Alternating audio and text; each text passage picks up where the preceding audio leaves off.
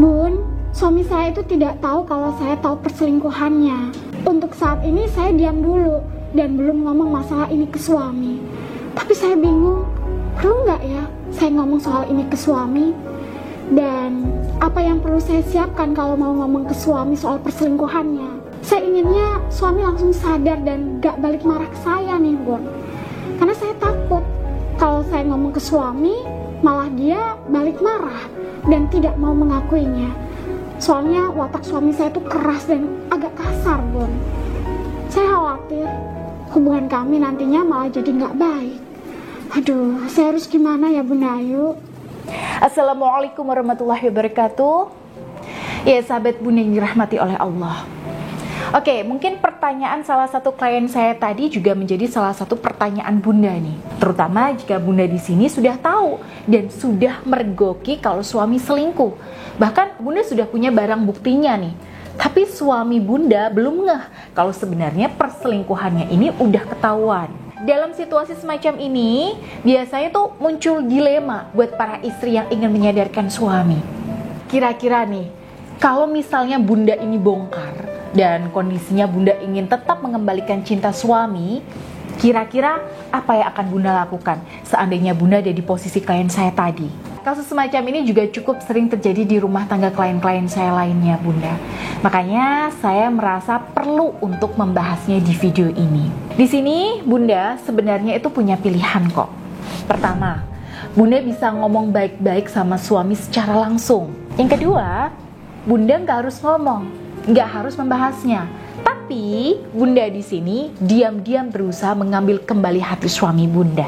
Waduh, terus bedanya apa dong Bunda Ayu antara opsi pertama dengan opsi kedua? Kalau saya pilih opsi pertama, cara ngomongnya gimana Bun biar suami di sini ngerti? Dan misalnya kalau saya pilih opsi yang kedua nih, efeknya apa? Kalau Bunda memilih untuk ngomong ke suami, karena di sini suami wataknya itu keras, maka saran saya luruskan dulu niat Bunda. Ya, jangan sampai ketika Bunda ngomongin perselingkuhan suami, Bunda masih ada keinginan dalam hati untuk mencari siapa yang salah, siapa yang benar. Nah, ini jangan ya. Jangan sampai niatnya ini untuk menyalahkan suami. Dan jangan sampai ada kesan bahwa Bunda sedang menuntut dan mendesak suami supaya dia mengakui kesalahannya. Karena laki-laki itu, Bun, semakin Bunda desak atau paksa, maka dia akan makin defensif dan gak mau terbuka.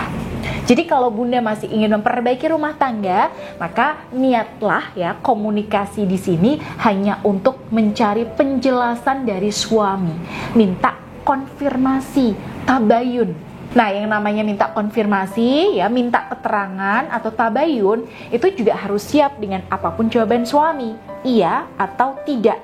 Itu aja. Artinya, kalaupun ternyata suami masih berkilah nih, atau beralasan dan gak mau ngaku, maka Bunda gak akan memaksa suami untuk mengatakan yang sebenarnya. Kalau suami mau ngaku, alhamdulillah. Artinya, permasalahan jadi terang benderang nih, dan bisa diobrolin solusinya. Tapi, kalau suami di sini masih terkesan ya, seperti menutup-nutupi ya Bun, ya udah. Yang penting Bunda sudah berusaha. Oke, lalu gimana caranya supaya suami mau berterus terang? Bahkan kalau perlu nih, ngaku salah sekalian. Kuncinya ada dua. Yang pertama, Bunda di sini harus siap bukti yang kuat. Entah itu chat, foto, video, dan sebagainya. Karena suami, ya, para laki-laki itu kalau diajak ngomong, dia butuh data. Dia nggak mau melayani tuduhan yang berdasarkan asumsi kita. Tapi kalau udah ada datanya, maka dia bisa ditaklukkan. Makanya bukti ini tuh sangat penting. Dan yang kedua adalah timing dan cara ngomongnya Bun, alias penentuan waktu dan situasi untuk ngomong plus cara bicaranya kita. Jadi saran saya, sebelum Bunda bicara ke masalah paling utama, ambil dulu hatinya. Dengan cara apa? Oke, Bunda pasti lebih tahu ya. Biasanya suami tuh senang kalau diperlakukan dengan cara apa nih Bun? Bahasa kasih suami Bunda ini apa? Nah, cara ngomong yang bagaimana sih yang disukai sama suami Bunda? Kepatuhan yang seperti apa juga yang bisa bikin suami tuh merasa dihargai sama Bunda? Nah, itu pasti Bunda lebih tahu ya.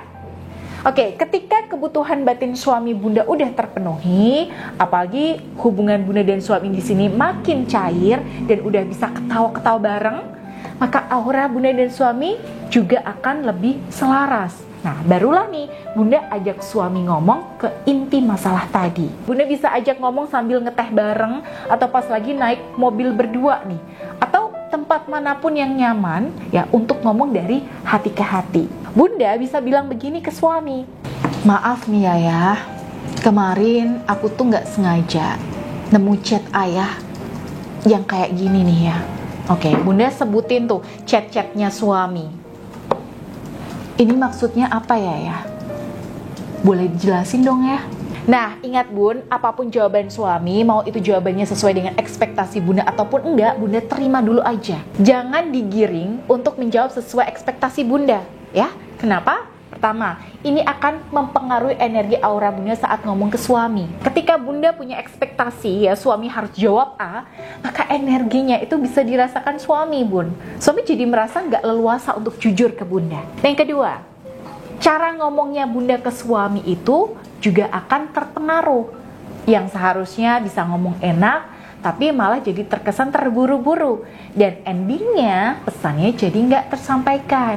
Makanya kalau bunda ingin melakukan cara yang pertama ini, maka kuncinya adalah menata hati bunda dulu. Diperbaiki dulu auranya. Terus gimana kalau saya memilih cara yang kedua bun? Gimana kalau saya cuma diem aja? Apakah suami saya bisa sadar dan kembali ke saya? Untuk cara yang kedua ini juga bisa dilakukan sama bunda. Karena banyak juga klien saya yang nggak pernah membahas perselingkuhan suami sama sekali, tapi endingnya suami sadar dan mutusin pelakor. Kasus seperti ini juga banyak di meja konsultasi saya, bunda. Nah, baru kemarin ada seorang suami yang curhat ke saya. Beliau bilang ingin taubat dari perselingkuhan karena merasa bersalah dengan istrinya. Sedangkan istrinya selama ini tuh nggak pernah menuntut apa-apa. Si istri di sini hanya fokus melakukan tugas, menjalani peran sebagai istri yang baik di depan suaminya dan nggak berpikir macam-macam. Tapi kalau hidayah Allah sudah hadir, suami sezolim dan sebejat apapun tetap akan sadar. Itu prinsipnya. Nah, satu hal yang perlu bunda tanamkan dalam diri kalau bunda memilih menempuh cara yang kedua ini, diamnya kita itu bukan niat mendiamkan atau membenarkan perselingkuhan suami. Bukan bun. Tapi dalam diamnya kita itu diam-diam menyusun strategi untuk meluluhkan hati suami, membalikkan perasaan suami yang awalnya tertarik ke pelakor itu jadi ke kita dan mengunci kesetiaannya. Dan ini jelas sangat butuh porsi ikhtiar jalur langit yang lebih besar. Jadi kalau bunda memilih cara ini, ya udah, artinya bunda ya udah cuek aja sama perselingkuhan suami. Pura-pura nggak dengar bun, pura-pura nggak ngeliat, dan nggak usah bunda rasain. Fokus aja jadi istri yang baik di depan suami dan jadi hamba yang semakin baik di hadapan Allah. Ketika kita terus mendekatkan diri sama Allah, apalagi kita nambah porsi ibadah ya, dari yang tadinya cuma sholat fardu jadi nambah amalan sunnah, zikirnya jadi nambah nih, sedekahnya nambah, tahajudnya nambah ya, maka insya Allah semua tindakan kita akan dibimbing sama Allah. Jadi kita tuh kayak otomatis ya bun, kayak ada yang menggerakkan untuk kita bersikap ya, dan ngasih treatment yang bisa langsung ngena di hati suami. Nah, kenapa bisa begitu? Karena hati kita itu connect sama Allah, sehingga aura dan kolbu kita jadi bersih. Dan ketika aura dan kolbu kita bersih, kita itu bisa merasakan bisikan-bisikan ilham yang ngasih tahu kita tuh harus bersikap seperti apa sih? Harus ngomong kayak gimana sih? Harus ngelakuin apa di depan suami? Dan kebanyakan ketika seorang istri udah di titik ini, ya dilalah ya bun, atau nggak tahu kenapa ya, hampir semua tindakannya itu bisa ngena ke suami. Makanya dalam hal ini ikhtiar spiritual mendekatkan diri kepada Allah itu hukumnya fardu, wajib, yang nggak bisa ditinggal. Gitu ya bunda.